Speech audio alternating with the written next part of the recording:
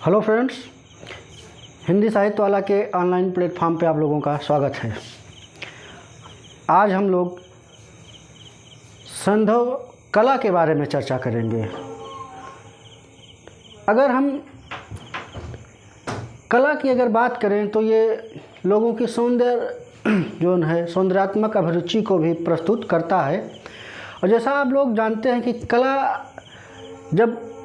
जैसे हमने आपको पाषाण काल में भी जब चर्चा किया था कि उनके कलात्मक अभिरुचि के बारे में बात जब की थी, तो हमने बताया कि जब वो लोग अपनी जीविका के प्रश्न से छुटकारा पाते थे या जब उनको अवकाश मिलता था या उनकी जब जो भूख होती थी वो जो मिटती थी, तो उस टाइम के बीच में जो अवकाश पाते थे तो अपनी गुफाओं की दीवारों पर जो चित्रकारी करते थे वो अपने अवकाश का सदुपयोग करने के लिए करते थे। उसी प्रकार हड़प्पा सभ्यता में भी, ये तो एक नगरीय सभ्यता थी, यहाँ तो उत्पादन विशेष था ही, और तो यहाँ के लोगों ने भी कला के क्षेत्र में काफ़ी प्रगति की। अगर हम यहाँ के लोगों की कला के क्षेत्र में इन्होंने अपनी सृजनात्मकता को भी प्रदर्शित किया, और इसके अंतर्गत हम देखें तो मूर्तिकला,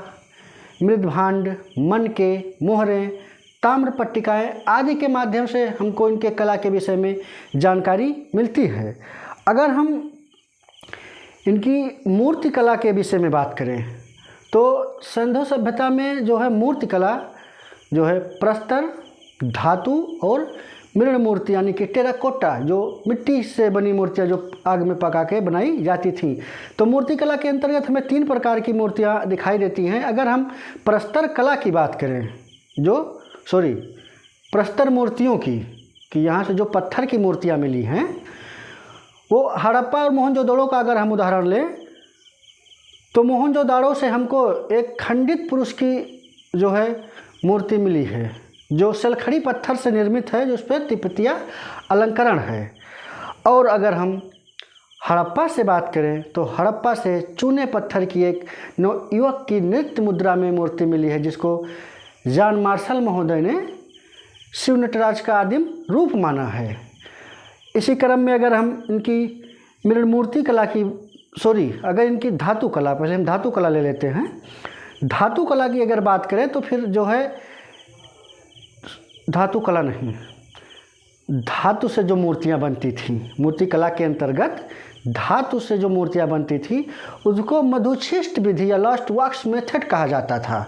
और इसमें मूर्तियों का निर्माण जैसे धातु को पिघला लिया जाता था, उसको सांचे में डाल दिया जाता था, और इस विधि से जो मूर्तियाँ तैयार होती थी उसको लास्ट वॉक्स मेथड या मधुशिष्ट विधि कहा जाता था। और इस हड़प्पा सभ्यता में तांबे और कांसे से जो धातु के अंतर्गत मूर्तियाँ बनी हैं वो तांबे और कांसे से हमको मिलती हैं। और अगर हम देखें तो मोहनजोदड़ो में, चाहुदड़ो में, लोथल, कालीबंगा और दायमाबाद से भी हमको कांसे की मूर्तियाँ मिली हैं। मोहनजोदड़ो से हमको तांबे की 2 मूर्तियाँ मिली हैं, जो एक कमर पे हाथ रखी हुई है और दूसरी हाथ को ऊपर उठाए हुए है। तो हम लोग देखते हैं कि इनके टॉपिक है हमारा सैंधव कला। तो कला के अंतर्गत हम लोग चर्चा कर रहे हैं पहले नंबर पे मूर्ति कला की। और मैंने बताया कि मूर्ति कला के अंतर्गत प्रस्तर यानी कि पत्थर, धातु और मृण मूर्ति या मिट्टी की मूर्ति जो आग में पकाई जाती थी, जिसको टेराकोटा कहते हैं। मूर्तियाँ इन 3 प्रकार से बनाई जाती थी। प्रस्तर मूर्ति में हमने उदाहरण लिया मोहनजोदड़ो, जो हमको खंडित पुरुष की मूर्ति मिली है, ये सलखड़ी पत्थर के निर्मित है, खंडित पुरुष की मूर्ति। और हड़प्पा से नवयुवक की नृत्य करते हुए मूर्ति, जो कि चूना पत्थर की बनी हुई है। और जॉन मार्शल ने इसको शिव नटराज का आदिम रूप माना है। अब अगर हम बात करें तो मैंने बताया धातु की जो मूर्तियां बनती थी वो लॉस्ट वॉक्स मेथड या हिंदी में आप कहते हैं मधुछिष्ट विधि से। तो इसको आप लोग नोट करते चलिए जो है, फिर हम लोग आगे चर्चा करते हैं। आगे अगर हम देखें तो हमने चर्चा किया मोहनजोदाड़ो से तांबे की 2 मूर्तियां मिली हैं, जिसमें एक के हाथ कमर पे है और दूसरा हाथ को ऊपर उठाए हुए है। मोहनजोदाड़ो से ही कांसे की 2 स्त्री मूर्तियां मिली हैं जो कि नृत्य करते हुए हैं। उसके बाएं हाथ में 24 से 25 चूड़ियाँ और दाएं हाथ में 4 चूड़ियाँ हैं।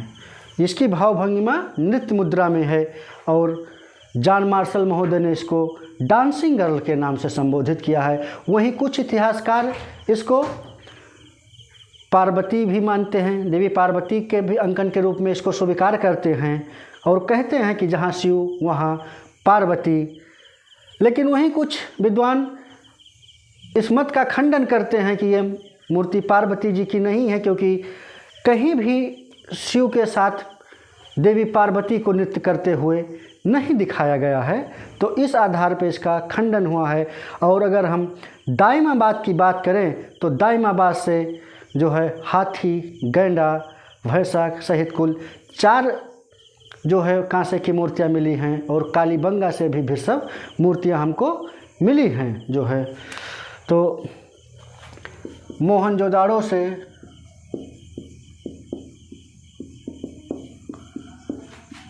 कांसे की 2 स्त्री मूर्तियां मिली हैं।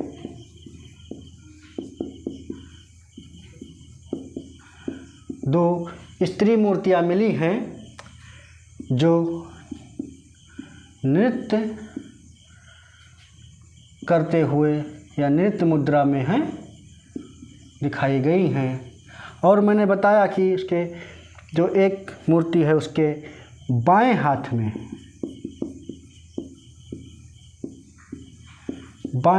में 24 से 25 चूड़ियाँ और यहाँ लोग कहते हैं मेरे हाथों में 9 चूड़ियाँ और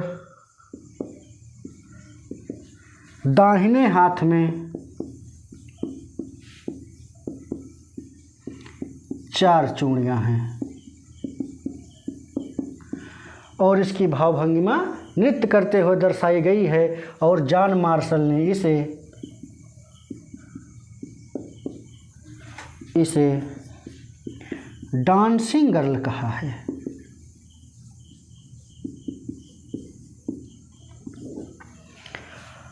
अब इसके बाद अगर हम मिट्टी की मूर्ति या जिसको आप मिलड़ मूर्तियाँ या टेराकोटा कहते हैं जो है, यहाँ पे जो ये चिकोटी विधि के द्वारा बनाई गई हैं।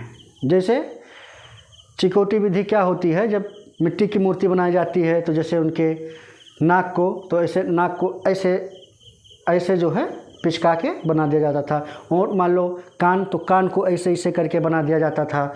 उसी हिसाब से मुंह को ऐसे करके बना दिया जाता था। तो चिकोटी विधि यही है। और यहाँ पे जो है जो सबसे संख्या में मिली हैं वो मृण मूर्तियाँ जो है वो स्त्री मृण मूर्तियाँ हैं, पुरुषों की कम है। और यहाँ पे पशु पक्षियों की मृण मूर्तियाँ भी मिलती हैं जो प्रायः खोखली बनाई जाती थीं। और उसके बाद अगर हम बात करें तो हड़प्पा से गर्भवती स्त्री की मूर्ति जो है मृण मूर्ति समझो। उसके बाद आटा गूंथते हुए और तिपाए पर बैठी हुई जो है स्त्री की मूर्तियाँ हमको हड़प्पा से मिलती। तिपाए मतलब 3 पाँव वाली कुर्सी पर। और बनावली से एक मूर्ति हमको मिली है जिसका मुँह पक्षी जैसा है और शिशु को स्तनपान या दुग्धपान करवा रही है। और नौसारों और मेहरगढ़ से कुछ मूर्तियों में या कुछ स्त्रियों की मूर्तियों में की मांग में सिंदूर है। अब वो जो 2 चुटकी सिंदूर था या क्या था वो देविका पादुकोण ही जाने।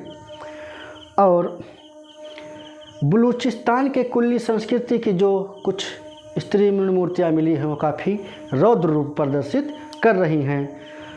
अब और अगर हम पशुओं में बात करें, पशुओं की मूर्तियों सबसे अधिक कुबड़दार वृषभ की है और पक्षियों में सबसे ज़्यादा मूर्तियाँ गौरैया की है। यहाँ से गाय की मूर्तियाँ हमको नहीं मिलती हैं। और जो सबसे ज़रूरी बात है, इन मूर्तियों के निर्माण में उनकी तापीय संकल्पना की भी जानकारी हमको मिलती, क्योंकि उन्हें बहुत वैज्ञानिक तरीके से पकाया गया था। और हड़प्पा सभ्यता की मूर्तिकला ने वो आधार तैयार किया जिसके आधार पर विद्वानों ने इसे मूर्तिकला का शैशव काल कहा है। तो आप लोग कुछ नोट करते चलिए इम्पोर्टेंट पॉइंट।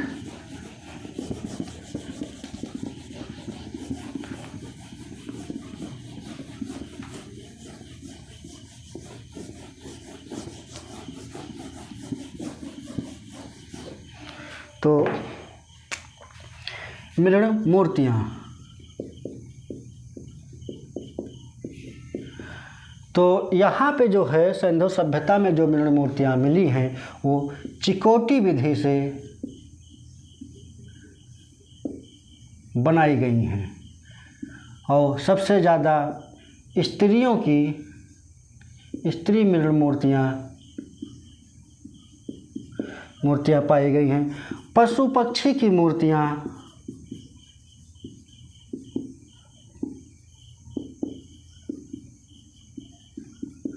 प्रायः खोखली होती थी।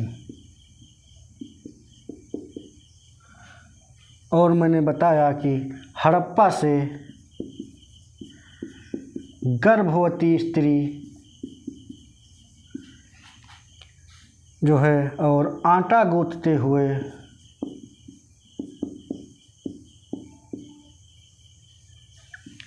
तथा टिपाए पर बैठी, मतलब 3 पावे वाली कुर्सी,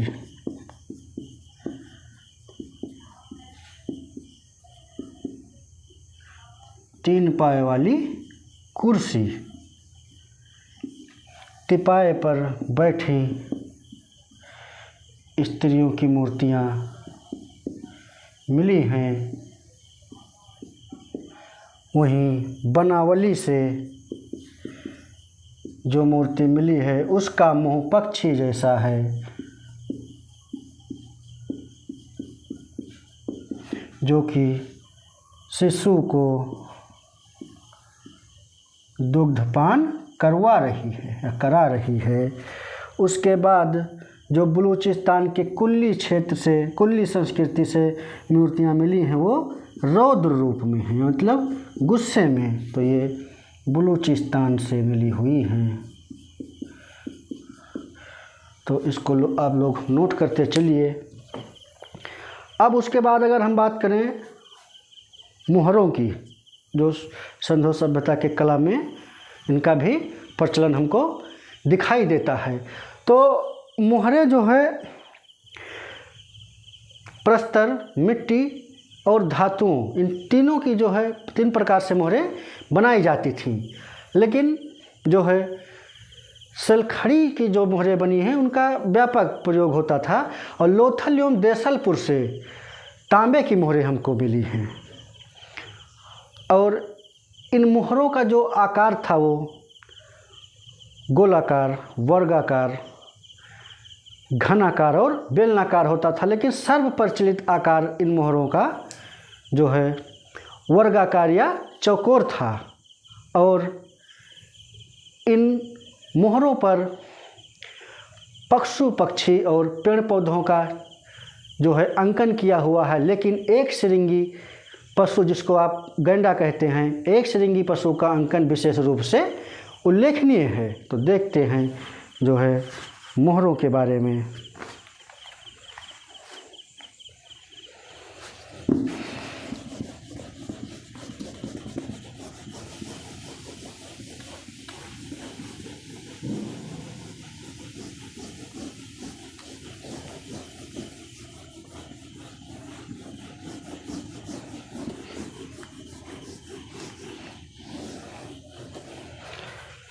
मुहरे या मुहर,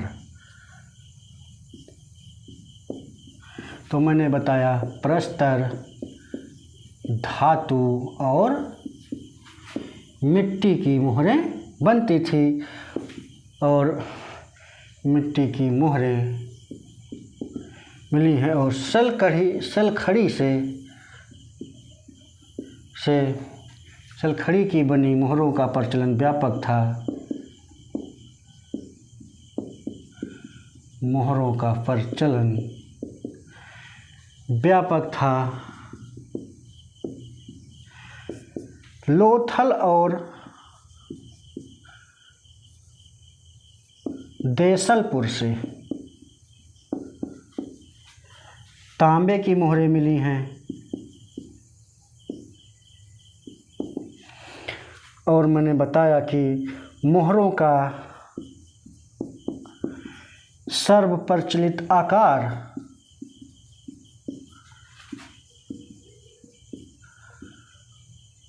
जो है वो था वर्गाकार, या आप चौकोर कह सकते हैं।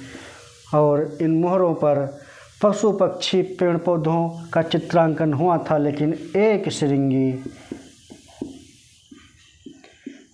पशु का अंकन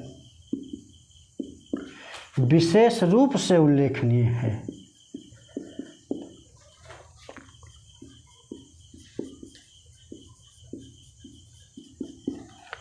एक श्रृंगी पशु का अंकन विशेष रूप से उल्लेखनीय है। अगर हम बात करें तो यहाँ की मोहरों पर हमको हड़प्पाई लिपि का भी प्रचलन मिलता है। इन मोहरों का उपयोग वस्तुओं पर ठप्पा लगाने वस्तुओं पर ठप्पा लगाकर विश्वसनीयता को व्यक्त करने के लिए इनका प्रयोग किया जाता था। जो यहाँ की मोहरें हैं उनका प्रयोग वस्तुओं पर ठप्पा लगाकर विश्वसनीयता को प्रकट करने के लिए किया जाता था। अब हम बात करें तो मनकों की बात कर लेते हैं।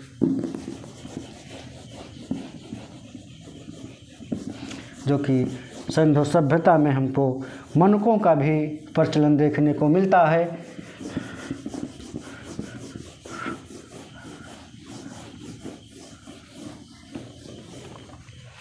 मनके,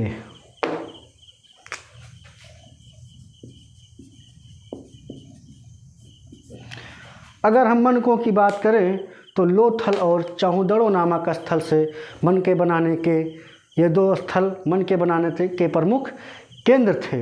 और ये मनके जो है बेलनाकार होते थे।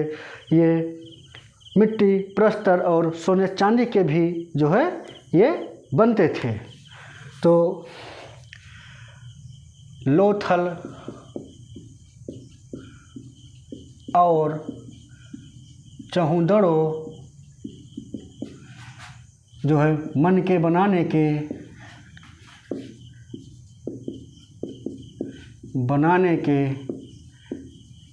प्रमुख केंद्र थे। और इन मनकों का आकार बेलनाकार, उसके बाद मैंने बताया मिट्टी, प्रस्तर और सोने चांदी के भी मनके बनते थे। अब हम बात करें तो मृदभांड। अगर हम मृदभांडों की बात करें तो सिंधु मृदभांड जो है, अधिकांश जो यहाँ के मृदभांड हमको मिले हैं वो चाक पर बने हुए हैं। केवल कुछ ही मृदभांड हमको हस्त निर्मित या हाथ से बने हुए जो है मिलते हैं। और यहाँ का लाल एवं गुलाबी रंग के मृदभांड मिलते हैं जिन पर काले रंग की चित्रकारी या चित्रांकन किया हुआ है। इनको विशिष्ट हड़प्पीय मृदभांड की संज्ञा दी गई है। और इन मृदभांडों पर भी हमको लिपि का प्रचलन मिलता है। पशु पक्षी एवं पेड़ पौधों का भी प्रचलन हमको मिलता है। अगर हम बात करें तो मोहनजोदाड़ो से एक मृदभांड पर या एक बर्तन पर जो है नाव का चित्रांकन किया हुआ है। वहीं लोथल से अगर हम बात करें तो एक मृदभांड पर एक जो है चालाक लोमड़ी का दृश्य अंकित है जो कि पंचतंत्र की कथाओं से लिया गया है। तो हम देख लेते हैं जो है मृदभांडों के बारे में।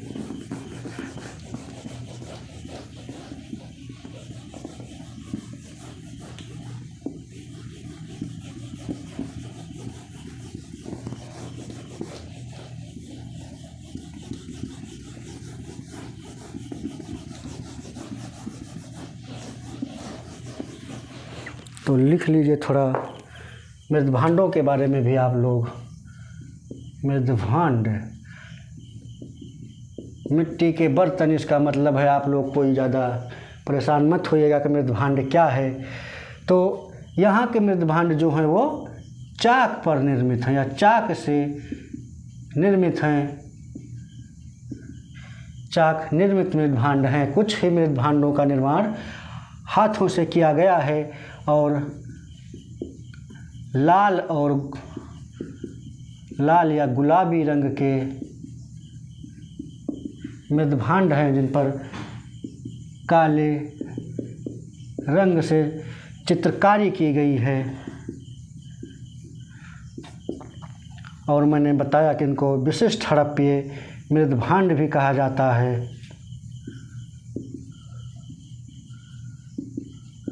और इन पर लिपियों का अंकन है। पेड़ पौधों एवं जीव जंतुओं का अंकन भी इस पर मिलता है।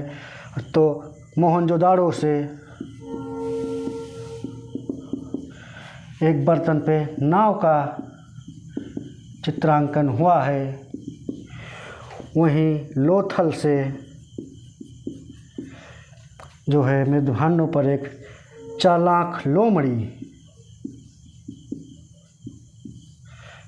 लोमड़ी का दृश्य अंकित है।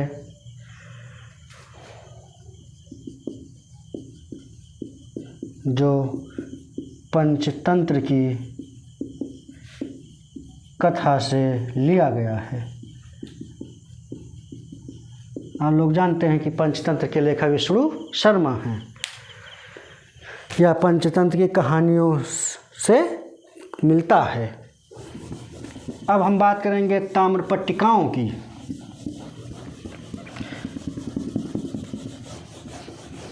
कि हड़प्पा सभ्यता में जो है कला में ताम्र पट्टिकाओं का भी अपना महत्व था।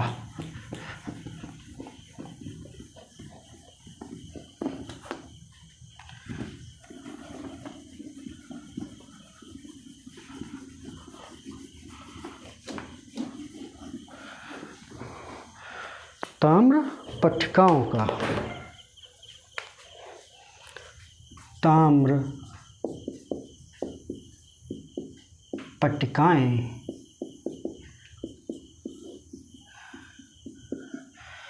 तो सर्वाधिक संख्या में ताम्र पट्टिकाएं हमको मोहनजोदाड़ो से मिलती हैं। ताम्रपट्ट या पट्टिकाएं मोहनजोदाड़ो से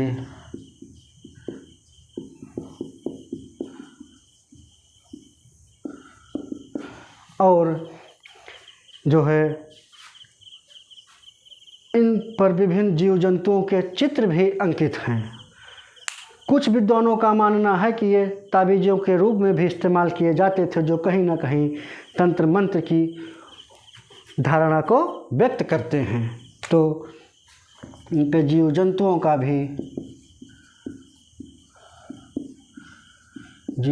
का भी अंकन।